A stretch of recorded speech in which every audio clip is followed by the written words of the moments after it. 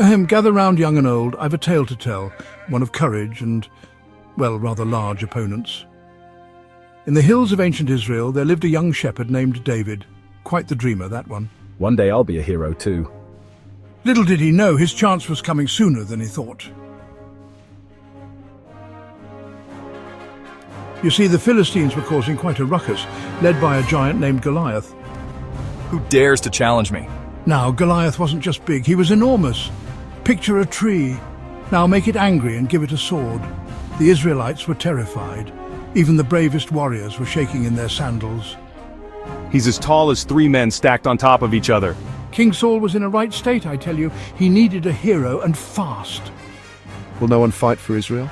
Meanwhile, our David was tending his sheep, blissfully unaware of the chaos.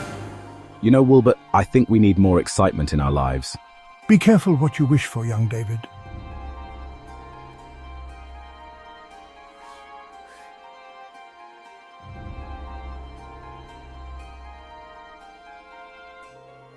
But little did David know, a great challenge awaited him, and the fate of a nation would soon rest in his young hands. The stage was set for an epic confrontation. David's father sent him to check on his brothers at the battlefield. Hello, brothers. I've brought cheese. Why does everyone look so glum? That's when David heard Goliath's challenge and saw the army's fear. I'll fight him. How hard can it be? Oh, you should have seen the looks on their faces. But David, he had faith, you see. You can't even reach his kneecaps.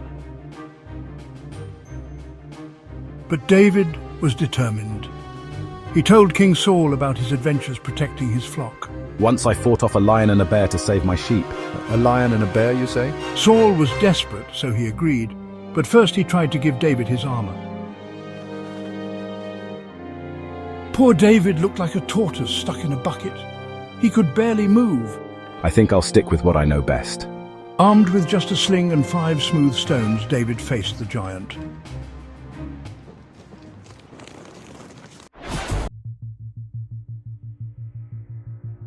Ha ha ha, is this a joke? They send a boy to fight me. The Lord is with me, you big bully. David spun that sling faster and faster. The army held its breath. And then, in a blink of an eye, thwack! The stone found its mark, right between Goliath's eyes. Ouch.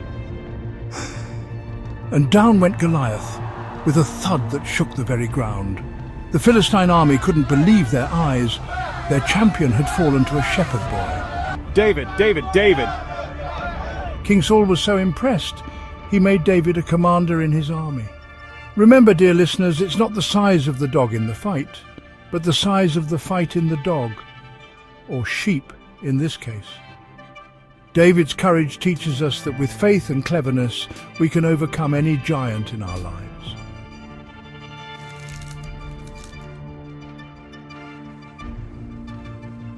Until next time, keep your slings ready and your aim true.